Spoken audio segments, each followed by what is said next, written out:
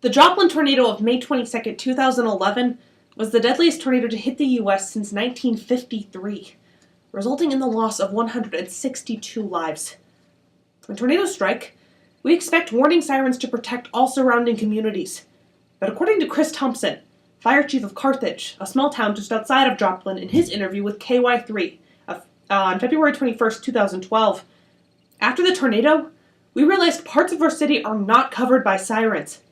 According to the Denver Post of September 20, 2012, on average, only 40% of each community hears warning sirens. Our negligence is causing warning system failure. This is frightening, as according to the National Oceanic and Atmospheric Administration, or NOAA, on September 25, 2012, when sirens came into use in 1950, they dropped the annual death toll due to tornadoes, hurricanes, floods, and lightning from 1,315 to 227.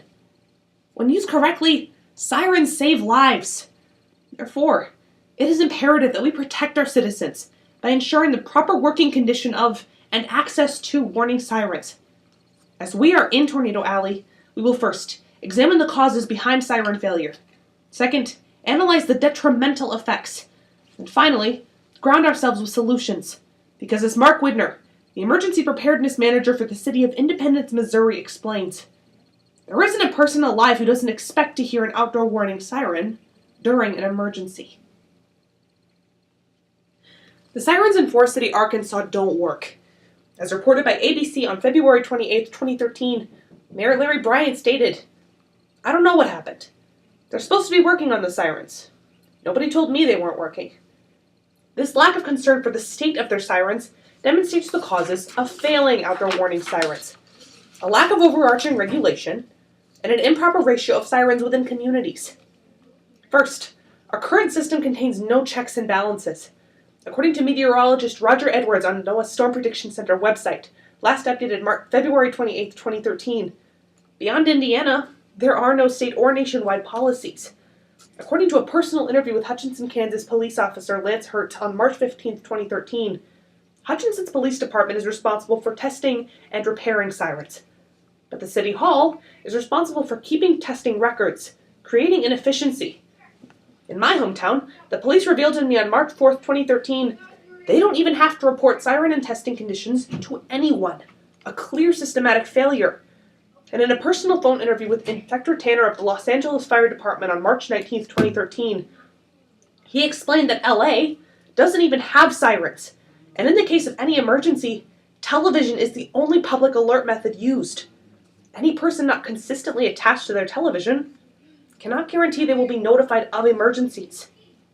Proper regulation of sirens would prevent this chaos. Second, the land area to outdoor warning siren ratio is ignored.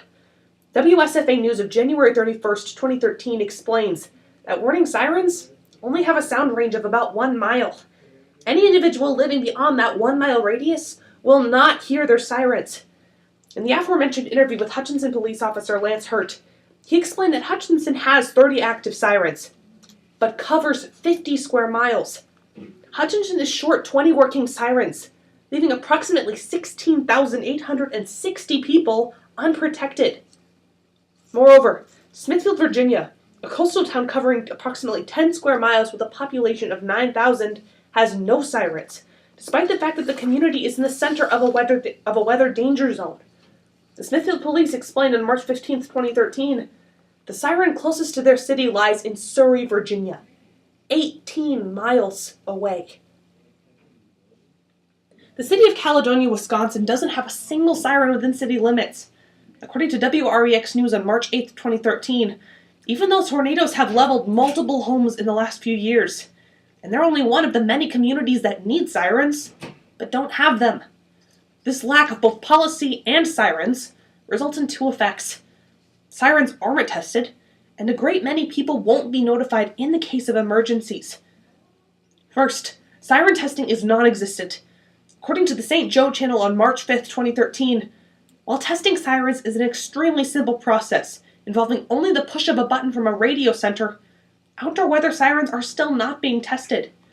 In a personal phone interview with an El Paso, Texas emergency dispatcher who would like to remain anonymous, on March 4, 2013, she revealed, that even though her city is in constant danger of major fires, she never hears the sirens go off. When sirens in these major cities aren't tested, there's no way for safety officials to determine when they need to be repaired. Thus, in those communities that have sirens, they often serve no purpose. Second, the population is ignorant of imposing danger. For example, according to the aforementioned personal phone interview with El Paso, the city never tests its sirens. The dispatcher stated, "We really don't worry about it because El Paso doesn't get tornadoes." However, according to the official website of NOAA's Storm Prediction Center, last updated March 4th, 2013, the state of Texas actually has a higher rate of deaths from tornadoes than Kansas, Missouri, or Kentucky. And as stated by the official website of the city of Arlington, Texas, copyright 2013, sirens are used in the cases of chemical emergencies, nuclear incidents, and any act of terrorism. Additionally, as Dr. Emily Laidlaw explained in the January-February 2010 issue of Weatherwise, a person from Nebraska who normally hears sirens and heads to seek shelter from a tornado might visit Washington's coast and not realize the same siren tone now means she needs to seek higher ground. In Colorado, the siren could mean a flash flood, and yes, here in Kansas there's probably a tornado. But our lack of understanding concerning sirens is jeopardizing our safety. City Police Chief of Garcimel, Arkansas, Darrell Watkins states the city is no longer able to test sound their sirens. According to Blytheville Courier News on February 14th, 2013, because they aren't compatible with the city's new radio system, meaning that they now have no way to publicly alert their community of danger. In order to ensure sirens in our communities are warning us of impending danger, we must defer to solutions both at the governmental and personal levels. On a governmental level, we need overarching regulation of sirens. States must follow the example of Indiana. According to ABC News on May 25th, 2008, Indiana passed a bill requiring the state's 92 communities to submit siren reports to the Indiana Department of Homeland Security.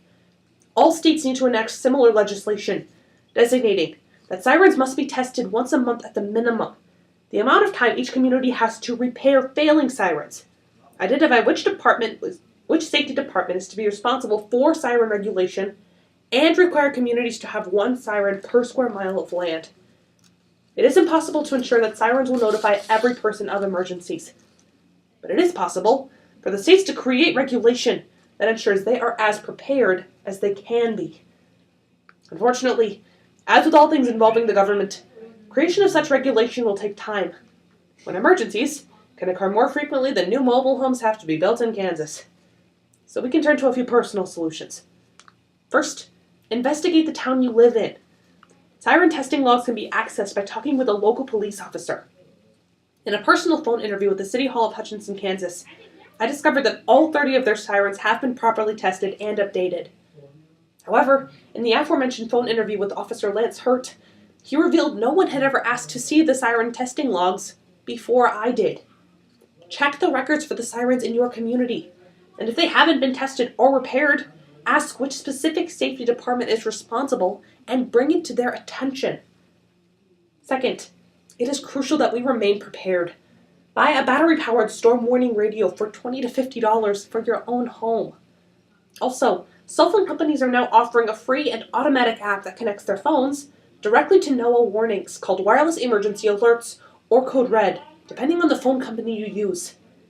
Until we can be assured of our own safety without taking these precautions, it's essential that we take our safety into our own hands. The residents of Carthage were lucky. The tornado that struck their neighbors didn't hit their city. According to KY3, though they wish a disaster like the one in Joplin could be prevented from ever happening again, being prepared is the next best thing. The city hopes to have all new sirens by May 1st, 2013. We have an obligation to act, because people should be correct in thinking that this safety precaution is truly ensuring their safety.